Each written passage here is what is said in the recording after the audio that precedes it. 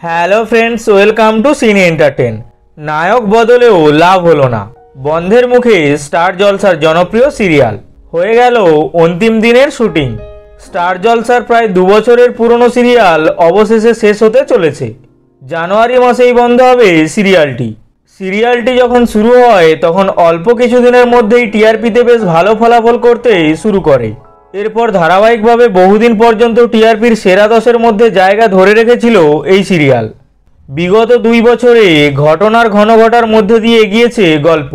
রাহুল মজুমদার এবং শুভস্মিতা মুখোপাধ্যায়কে নিয়ে শুরু হয়েছিল এই সিরিয়াল। পরবর্তী দিনে তাতে বেশ কিছু পরিবর্তন আসে, বদলে দেওয়া হয় নায়কের মুখ। 2024 সালের জুন মাসে হঠাৎ করেই শঙ্কর ওরফে রাহুল মজুমদারের চরিত্রটিকে ধারাবাহিক থেকে বাদ দিয়ে দেওয়া হয়। এরপর গল্প লিপ নিয়েছিল।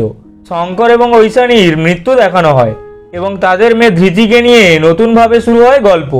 মেয়ের চরিত্রতেও অভিনয় করেন শুভস্মিতা, আর তার নায়ক রূপে রুদ্র রায়চৌধুরীর ভূমিকায় ধারাবাহিকে পা রাখেন ইন্দ্রাশিস রায়। তবে ইন্দ্রাশিসও কিছুদিন পর সরে যান। এরপর গল্পে নায়ক হিসেবে আনা হয় অর্ণব ব্যানার্জিকে। কিন্তু এত পরিবর্তনের সঙ্গে সঙ্গে দর্শকদের আগ্রহ বদলাতে শুরু করে। বিগত কয়েক সপ্তাহে এই ধারাবাহিকের টিআরপি একেবারেই কমে গিয়েছে। শেষ সপ্তাহে টিআরপি ছিল 3.5।